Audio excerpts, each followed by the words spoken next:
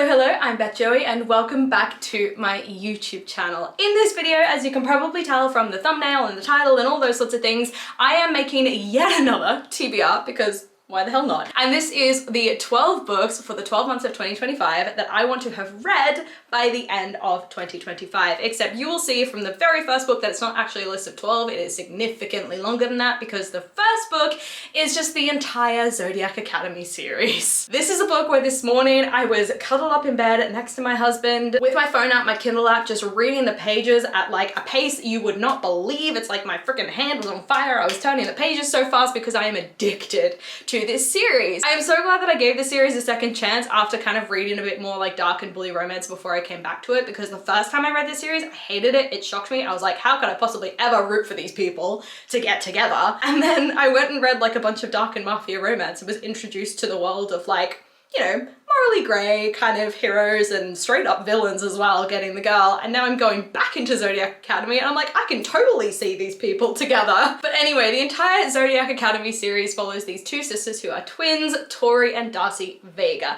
And they are at their wits' end in the mortal world. They are really struggling to make ends meet until one day this random fae guy comes up to them and says, so fun fact, you two are actually these like lost heirs to the kingdom in my world, and we need to like get you back there to keep you safe and have you attend Zodiac Academy so you can learn all about your magical abilities and this world that you are supposed to one day rule. Now at first the girls are a little hesitant, but then they hear inheritance and lots of gold and they're like, yeah, let's go.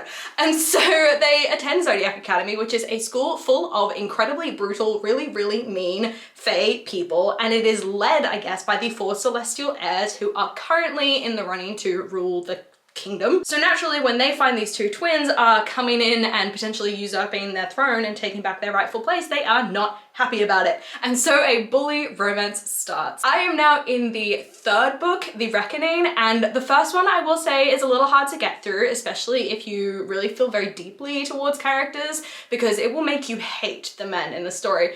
But as you get into the second and you see their sorts of feelings start to bubble up, you get their POVs, all that sort of thing, it's so good. And now I'm in the third one and things are really hitting the fan in terms of romance and I am addicted. Like as soon as I finish this video, I'm gonna go back to the couch or to my bed or something, curl up and keep reading because I desperately need to find out what's gonna happen next. The political system and the world and the fighting and everything is just getting so intense. But anyway, that's my rant about Zodiac Academy done. That is the first book / series that I want to have finished by the end of 2025. Book number 2 is In the Weeds by B K Borison, kind of just by extension the entire Love Light Farm series. This is a list that's way longer than 12 books, but this book is the sequel to Love Light Farms. It is a set of small town romances, which are kind of each book is set around a different season. And for this book, we are in spring and we are following Evelyn St. James, who is a social media influencer who has come to Love Light Farms as part of a competition in the previous book and then kind of decided to stick around because she's really struggling to find meaning in the world, and this farm seems to be able to give that to her. She finds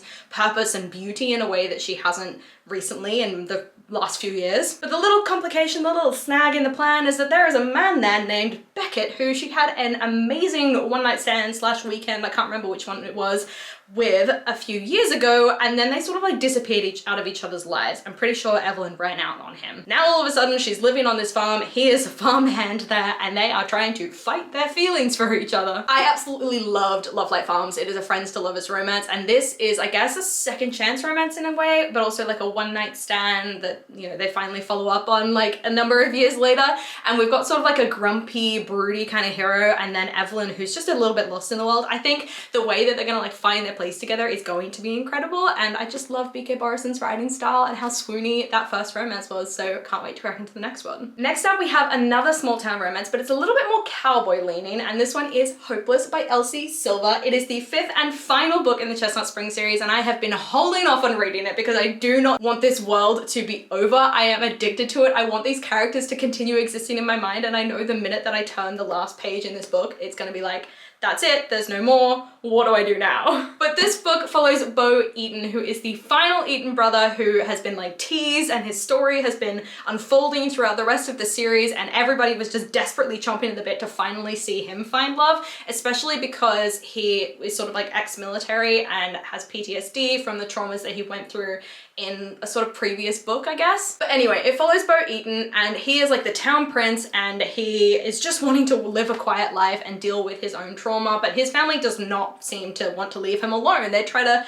help him find happiness. And then we have Bailey, who is the outcast bartender. She's a shy girl, she's from the wrong side of the tracks, and she believes that everyone in the town holds her family's name against her. And her and Bo kind of make a little bet. She says to him, well, I think everybody holds my name against me, and that's why no one takes me seriously. And he's like, I don't think that's the case, so to help prove that, I'm going to give you my name. And they become fake engaged. So the deal is she'll improve her reputation and he'll keep his family off of his back. But naturally, fake engagement, they start to grow real feelings for each other as they start to do progressively more and more romantic things together.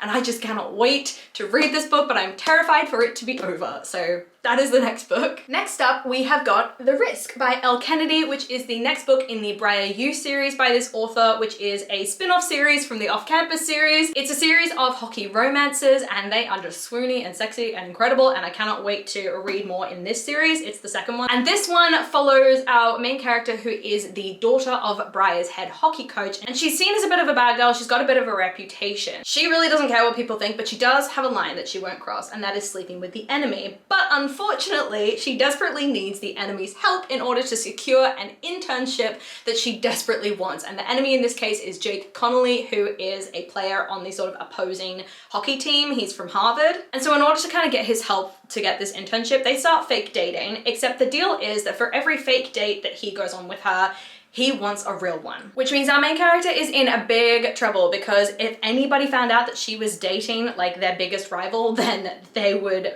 revolt. The team would revolt. Her father would kill her. But her post-college career is on the line, and even though nothing good can come from sneaking around with Jake, she sees herself starting to fall for his oozing sex appeal and cocky grin. I love everything by Elle Kennedy. Well, that's a lie. There's a series that's like set on a beach, and it's like Bad Boy, Good Girl or something. I can't remember. There's a series that's set on a beach. I'll try and include a picture of it. I did not like that series, but I love all of the ice hockey things that she writes. So I'm really, really excited to read another book in this world and just fall in love with more of the characters. Next up, we have a book that I just can't believe I haven't read yet, because it has been everywhere throughout 2024 and probably 2023 too. I can't remember when this came out, but anyway, it is Powerless by Lauren Roberts. I have Powerless, Powerful, and Reckless, and I still haven't even read the first one. I've just been accumulating the books, knowing that I'm probably gonna like it, and well, praying I'm probably gonna like it, and then just not reading them. But anyway, this follows our main character, whose name is Peyton Gray, and she lives in a world that is kind of split between elites and ordinaries. And ordinaries are people without powers and they're persecuted, whereas elites are people with powers, and obviously they are the ones doing the persecuting, because they don't want the ordinaries to kind of, you know, taint this little perfect world where everybody has abilities. And Peyton Gray is an ordinary, but she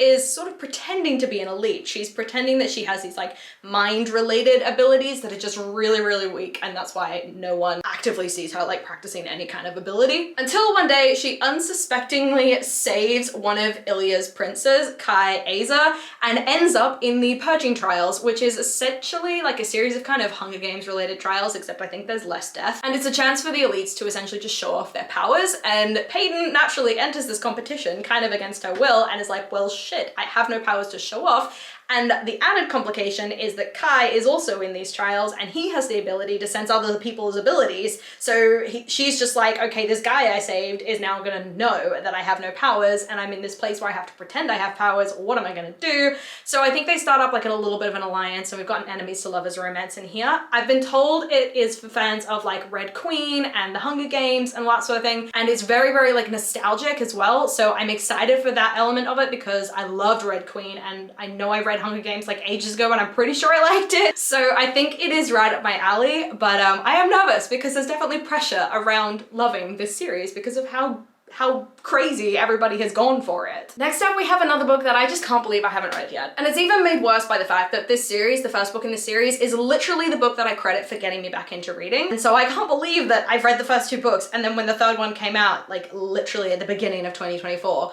I delayed and delayed and delayed and delayed picking it up, and that is House of Flame and Shadow by Sarah J Maas. The delaying originally I think was because I was so intimidated, because I love this book, I love the series so much in this world, and I was scared that, you know, it was going to be over, and also it's very long. But then I started to see like the negative reviews coming out about it, and now I'm just really scared that the whole world that I love and the idea that she was creating at the end of the second book that I was really excited for is going to be destroyed in this, so it makes me nervous. But anyway, I want to read this by the end of 2025 because it is about time that I actually finish this series and find out how the events of the end of the second book unfold, because I'm so intrigued. This series follows Bryce Quinlan, who I think is half fae, half human, and she lives in this world called Crescent City where the angels, I guess, are kind of at power, and she's a bit of a party girl. She, you know, does whatever she wants. Her and her friends, they go out partying, they have a great time, until one day she stumbles across the brutally murdered bodies of her best friend and her best friend's entire wolf pack, and her life just kind of falls apart. Then I think a year or two later, just as she's sort of coming back to herself and figuring herself out again, and she's a bit more tame than she was previously,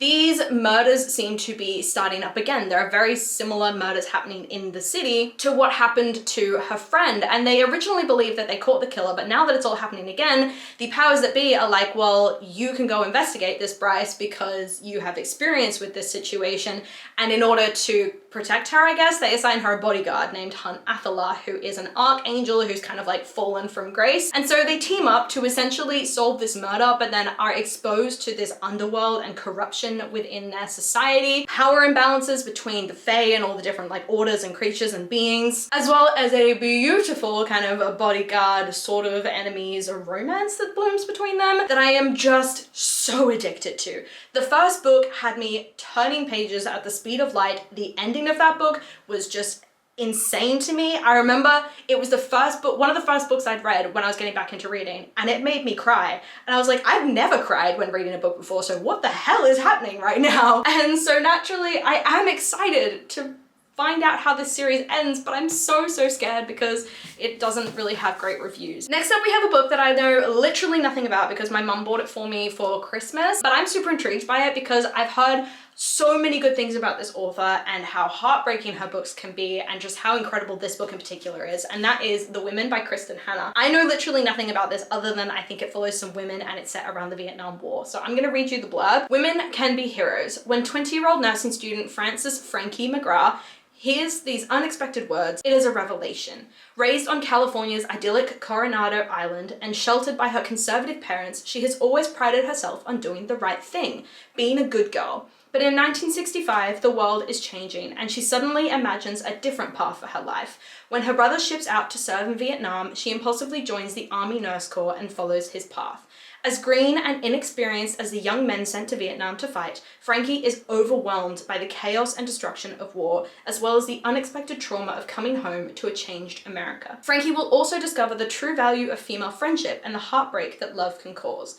The Women is the story of one woman who goes to war, but it shines a light on the story of all women who put themselves in harm's way to help others. I won't lie, I already feel a little bit emotional reading that, and I literally have goosebumps. I don't know why the blurb has got me so emotional, but anyway, I think this is going to be incredible because the Vietnam War is one of those times in history where no one really learns about it, at least in my school, where I grew up. We learn a lot about World War I and World War II, and I think a big reason why we don't learn about the Vietnam War is because we didn't win. The popular history kind of just doesn't want to talk about it because they don't want to talk about a situation where we didn't win. And I think that's just so incredibly traumatizing for the people who came back from the Vietnam War and came back to like being shamed by people. You never really hear about the women who were there as well, and I'm really interested to hear the stories about the women who were there too. It's not necessarily inspired by a true story, but I think things that happen in this book are things that happened during the Vietnam War, so I think that's really just going to tear me up, and I can't wait for that. I think it's going to be incredible, and I think it's going to be really educational, and I think it's going to destroy me. On to a slightly lighter topic, I guess. The next book that I want to read is the third book in a series that I am addicted to. It's another sports romance,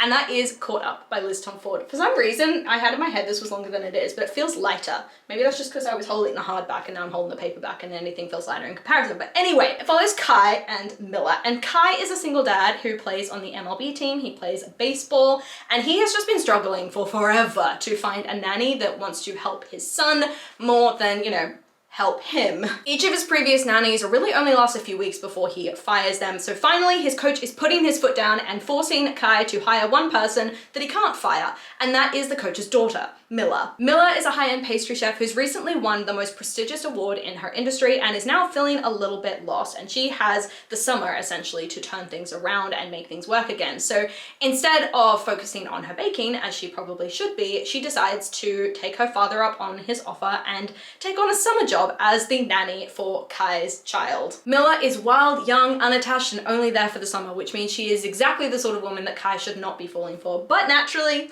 he can't help himself, and as the summer starts to close, he starts to think about forever. I'm addicted to this series. That's like the long and short of it, is that I'm addicted to this series, and I can't wait to read this because I know the book that follows this one is following the brother of Kai, and I just can't wait to see like both of their romances, especially because like he's a single dad, so he seems a bit more serious, whereas I think the brother, whose name is like Isaiah or something, is more like Playboy style and is also like a Vegas wedding gone wrong. And I think it's just gonna be so good. It's gonna be so addictive, and I can't wait. I can't wait. So that is next. Next up is another continuation of a series, and if you can't tell, a real priority for me this year is to continue and finish the series that I'm currently in the middle of, or at the very least get caught up, as is the case with this book, which is Skyshade by Aster. This is the third book in the Lightlark series by this author. I think it's got a different series name, but the first book is called Lightlark, and so that's what I'm calling the whole series. This series is set in a world where every 100 years a competition called the Centennial is held,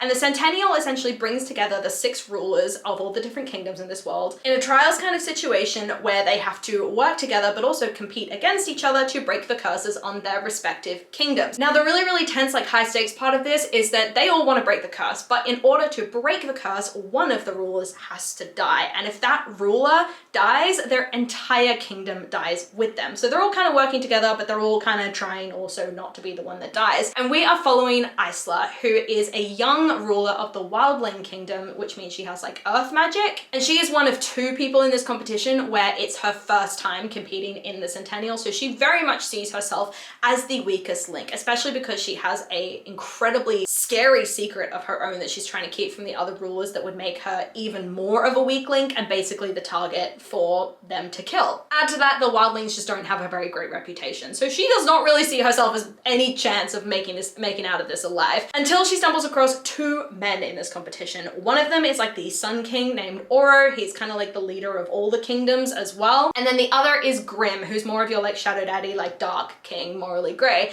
And she seems to have this really intense connection to Grim that she can't explain, but then she also seeks an alliance with Oro that leads to growing feelings between the 2 of them. And it's just this beautiful love triangle where I guarantee you, even by the end of the second book, you won't know who she's going to end up with. Like, this is the most drawn out love triangle, but in the best way, because there are enough like payoff moments in between and enough relationship building going on that you just kind of want her to end up with both of them, especially if you're like me and you're a bit of a like reverse harem, like multiple white shoes sort of romance lover. I'm like, well, she could just end up with both of them. Like, I wouldn't be against that, but it's YA, so that's probably not gonna happen. It's just so good, and it's propulsive, and it's addictive, and it's quick, and it's such a good series. So I can't wait to read this book. Next up, we have something a little bit more spicy, and I think probably one of the spiciest books on this list, and that is Bonded by Thorns by Elizabeth Helen, which is an author duo, which is 2 sisters. I think one of them is Elizabeth and the other one is Helen. And this is, you know, classic for fans of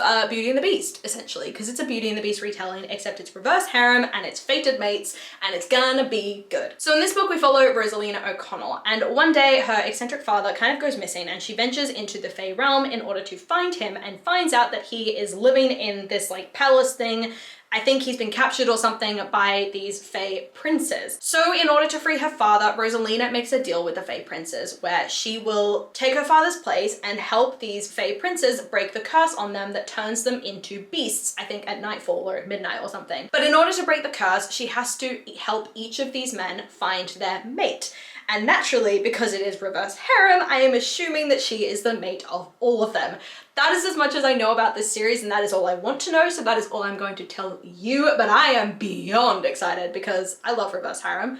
It's a spicy book, and it's a whole series, and I've been told it's really, really good. Next up is a book where I'm gonna have to read you the blurb for it because I don't know anything about this book other than everybody loves it, and it's went it went mental at the end of 2024, and that is Quicksilver by Callie Hart. Everybody went nuts for this book and Kingfisher. Kingfisher, is that 2 words or one? No, Kingfisher, his name is Kingfisher. It is, I think, enemies to lovers, and I'm gonna read you the blurb because that's all I know about it. And it says, Sarah's Fane is good at keeping secrets. No one knows about the powers she possesses or the fact that she has been stealing from the Undying Queen's reservoirs for as long as she can remember. But a secret is like a knot. Sooner or later, it is bound to come undone. Why did I read the word knot and immediately my brain went to the sort of Omegaverse? I've been reading way too much Omegaverse recently, but anyway, back to the blurb. When Sarah comes face to face with death himself, she inadvertently reopens a gateway between realms and is transported to Yevelia, a land of ice and snow. The Fae have always been the stuff of myth, of legend, of nightmares, but it turns out they're real, and Sarah has landed in the center of a centuries-long conflict that might just get her killed. The first of her kind to enter Yevelia in over 1,000 years, Sarah mistakenly binds herself to Kingfisher, one word, can confirm, a handsome Fae warrior with an agenda of his own. He will use her powers to protect his people, no matter what it costs him, or her. Death has a name. It is Kingfisher of the Ancient Gate. His past is murky, his attitude stinks, and he's the only way Sarah is going to make it home. I'm sorry, his attitude stinks. That's my favorite line in a blurb, literally ever. Yeah, it's an enemies to lovers romance. It's supposed to be great. Everybody says Kingfisher is like supreme shadow daddy, and there's something about this like silver tear on the main guy's face that really intrigues me. I don't know why. Maybe he cries silver, but the book and the cover really intrigues me, so I am really excited for this one. And we're up to our last book, which isn't really a book so much as just like an ambition, I guess, and that is to essentially read one of the books in this bind-up. And this bind-up is a bind-up of the complete novels of Jane Austen. So it's got Pride and Prejudice in it, it's got Sense and Sensibility, Mansfield Park, Emma, Northanger Abbey, and Persuasion. I think Pride and Prejudice is the first one in this bind-up in terms of like order, so I'm probably gonna read that one first. I'm not gonna tell you any blurbs because I don't know which one necessarily I am actually gonna pick up first. It's most likely to be Pride and Prejudice, but I don't know. But my ambition is to read at least one book in this entire bind-up and finally understand Jane Austen and the, you know, the originator of romance, essentially. Like she, I feel like, is the originator of some of the best tropes in romance. Enemies to lovers, I mean, Pride and Prejudice, like seriously, this is a beautiful bind-up edition that Ben got me for my birthday.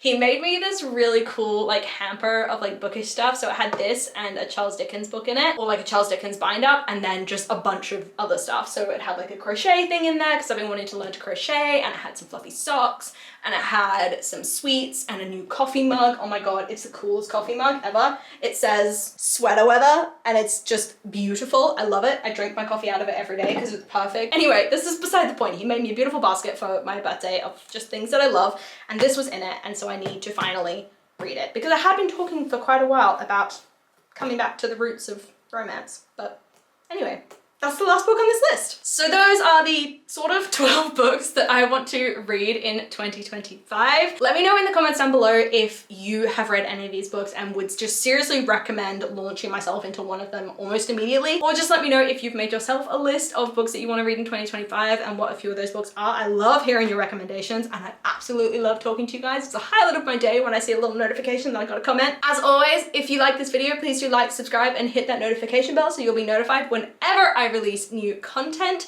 And I've also linked my TikTok down in the comments down below if you want to go and like check that out. It's where I do more like immediate content, so my reactions as I'm reading books and some like funny lip sync videos. I haven't been on there in a little bit, but I am planning to jump back in soon when work starts to slow down a little bit because it has been a mental beginning to the new year. But anyway, I hope you're having an amazing day wherever in the world that you are having it, and I really hope to see you in my next video. So have a lovely day and I'll see you soon. Bye.